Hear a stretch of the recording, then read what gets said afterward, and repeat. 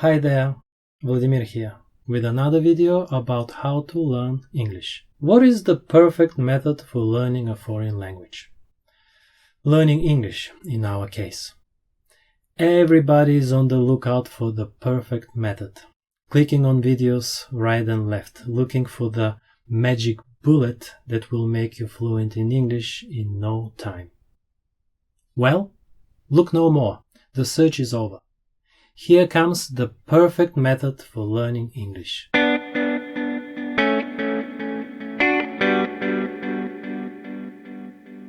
Searching on the internet for how to learn English, one is under the impression that there are a lot of different ways of learning a foreign language. It seems as if there are so many different techniques, methods.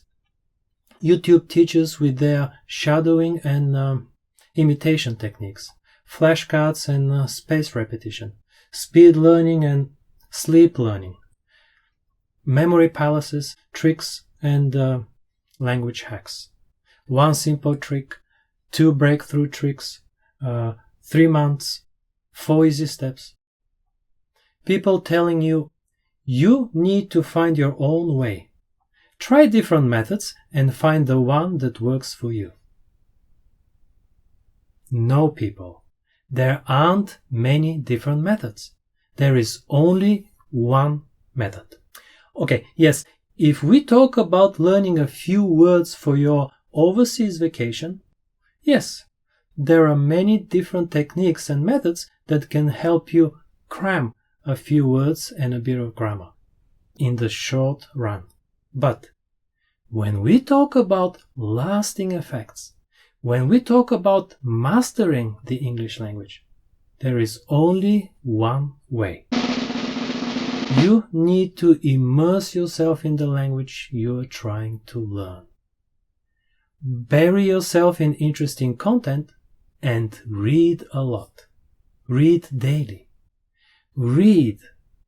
And every time you come across a new word, use monolingual learners' dictionaries. Read and, of course, listen. Listen to native speech.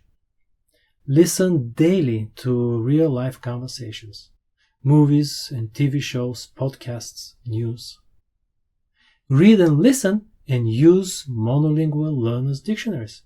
It's what we call input. Immerse yourself in interesting content, something you like or something you need for your job.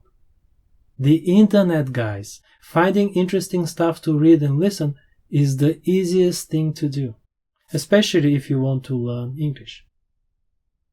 Read and listen and write. Start a blog or something. Writing is extremely important. Writing helps you remember longer. Read, listen, write, and speak when you have a chance. If you don't have many speaking opportunities, then launch a YouTube channel or a podcast. No spaced repetition, no flashcards, no shadowing, no Duolingo.com, no Memrise.com.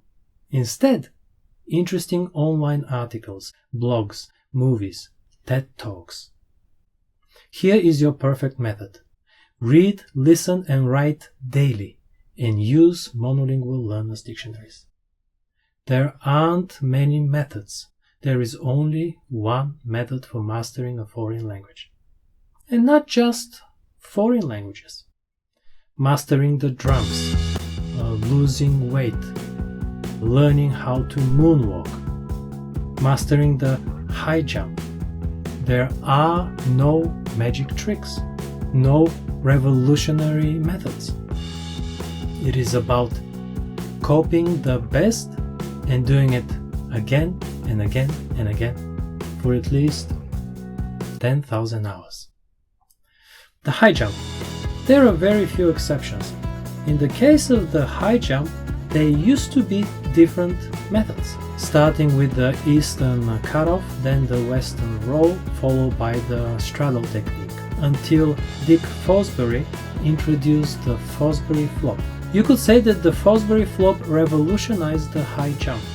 Of course, thanks to the introduction of the soft platform landing pads. Yes, there are instances of new methods and techniques, but still, for the last 50 years, the Fosbury flop has been the dominant, the only way to clear 209 and 245. This is the technique, the only way to beat Stefka and Javier. In case of language learning, and learning in general, the internet revolutionized education. But it is still about reading and listening to the target language as much as you can, and using monolingual learners' dictionaries. The core method hasn't changed. You know, it is often said that the holy grail of language learning, the best way to learn a foreign language, is to go to the country where the language is spoken. Most people say that in order to learn, say, English, you have to move to England or the US or Australia. You get the point. That's what most people consider the best and only way to learn English. No, that's not the only way to learn English. It's not the best either. Firstly, it is extremely expensive, and secondly, it's not automatic. You don't jump into the ocean expecting to automatically start swimming. Don't think that by moving to, say, the US, you will effortlessly and quickly pick up the language. No, you won't. Ask Ichiro, Melania, Jackie. Ask the tens of thousands of English teachers in Japan, Korea, China, and throughout Southeast Asia who don't bother learning the local language. Ask me. I am the litmus test for what works and what doesn't, as far as language learning is concerned. I've been living in Japan for over 15 years now, and my Japanese level is nowhere near my English one. It's about half. And why? Because I stopped learning kanji. I don't read. Reading is the most important. Don't let anyone tell you that listening is more important. Listening is important, but reading comes first. Reading and using monolingual learners' dictionaries, neither of which I am doing at the moment with my Japanese. Moving abroad was very beneficial for one simple reason. 20 years ago, moving abroad was the only way to get access to interesting reading materials, like books, magazines, newspapers, and also local TV shows, news, and radio. But now, in the age of internet, it doesn't matter where you live. You have all the best content in your pocket. The money people spend on studying abroad is truly staggering. So once again, here is your perfect method. The short answer is read a lot. Read a lot and use monolingual learners' dictionaries. Read and listen to the target language and use monolingual learners' dictionaries. You don't need to live abroad to do that. No flashcards, no shadowing, no magic. Reading comes first, then listening, it's what we call input. Next is writing, and of course, speaking. That's the short answer. The 200-page answer is in my book, Virtually Native, where I focus on efficiency. How to read, how to write, how to use monolingual learners' dictionaries, how to study grammar, how to remember vocabulary. But the core of my method is still reading and listening to the language as much as possible. No magic.